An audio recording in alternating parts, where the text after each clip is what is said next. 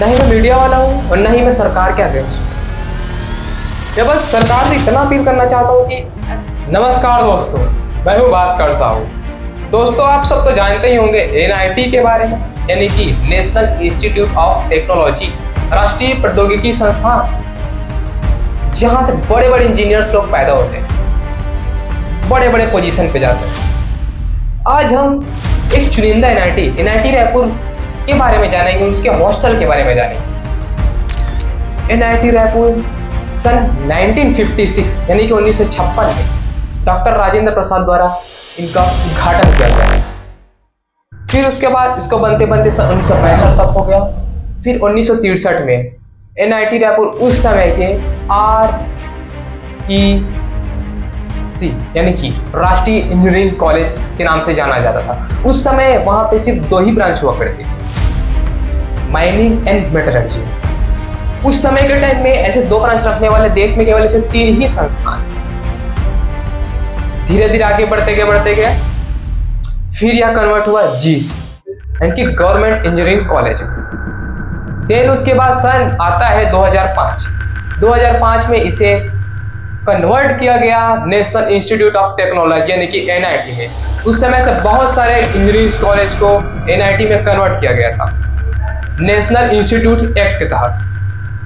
अब हम उस टॉपिक पे आते हैं जिसके लिए आप इस वीडियो में आए हैं हमें देखने के लिए।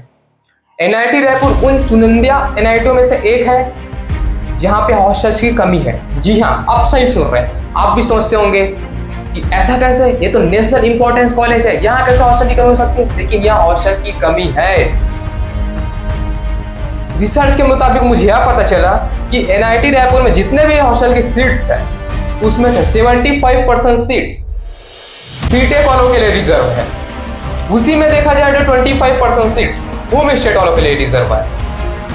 यानी कि मैं ओवरऑल बात करूं तो अब जब फर्स्ट ईयर को छोड़ दे तो सेकंड थर्ड ईयर से देखें तो केवल 25% स्टूडेंट ही कैंपस के अंदर रहते हैं हॉस्टल, बाकी 75% आउट ऑफ कैंपस रहते हैं, यानी कि PG लेके रेंट लेके बाहर के प्राइवेट हॉस्टल्स। मेरा आपसे एक क्वेश्चन है, क्या आप भी नहीं चाहते कि आप भी बाकी स्टूडेंट की तरह हॉस्टल के अंदर रहो? हॉस्टल्स के बाहर रहने के, कैंपस के बाहर रहने से ऐसे निगेटिव इन्वायरमेंट आपके माइंड में इफेक्ट डालती है जो कि कैंपस के अंदर नहीं हो पाती है। कि आप भी नहीं चाहते कि हम भी एक पॉजिटिव वे में अंदर रहें? मेरे रिसर्च के मुताबिक गवर्नमेंट द्वारा NIT के लिए न्यू कैंपस का जगह का सिलेक्शन तो हो चुका है, लेकिन गवर्नमेंट इस पर अच्छे से ध्यान क्यों नहीं दे रही है? काम स्टार्ट क्यों नहीं हो पा रहा है? मुझे नहीं पता कि ये यहाँ पे करप्शन हो रहा है कि नहीं हो रहा है, मुझे इसके बारे में कोई जानकारी नहीं है, क्योंकि रिसर्च में ऐसी कुछ बात नहीं कही गई है। मैं सरकार से एक सवाल करना चाहता हूँ, क्या उनके लिए ये 5 साल की राजनीति वोट बैंकर्स के लिए है? क्या NIT के स्टूडेंट्स या इंजीनियरिंग कॉलेज के स्टूडेंट्स वोट बैंकर्स नहीं है?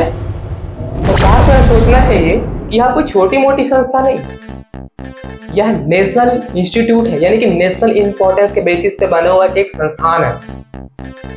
अब बोलते हैं कि प्लेसमेंट अच्छे से नहीं हो रही है।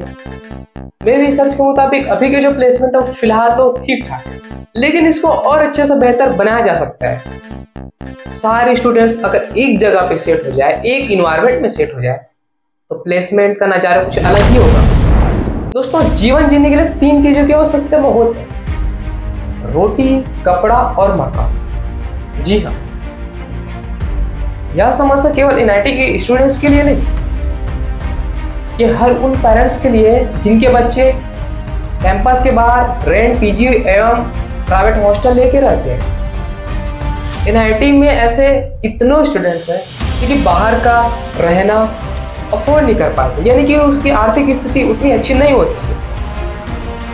ऐसे हर पेरेंट्स और हर स्टूडेंट्स के लिए, हर मिडिल क्लास से लोअर क्लास स्टूडेंट्स के लिए यह एक बहुत बड़ी समस्या बन जाएगी, जो कि कैंपस के अंदर रहने से यह प्रॉब्लम को सॉल्व किया जा सकता है। यूं तो देखा जाए तो गवर्नमेंट बड़ी बड़ी योजनाओं पे काम करती है, हजारों करोड़ों रुपए खर्च करती है।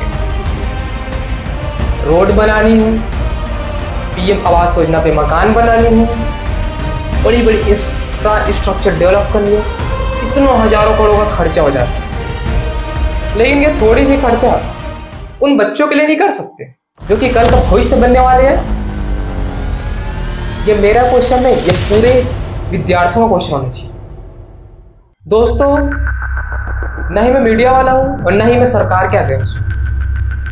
मैं बस सरकार से इतना अपील करना चाहता हूं कि ऐसे ऐसे बड़े बड़े राष्ट्रीय संस्थानों पे हॉस्टल की कमी जैसी शिकायतें नहीं होनी चाहिए, तभी तो इंडिया ग्रो करेगा। बहुत बहुत धन्यवाद।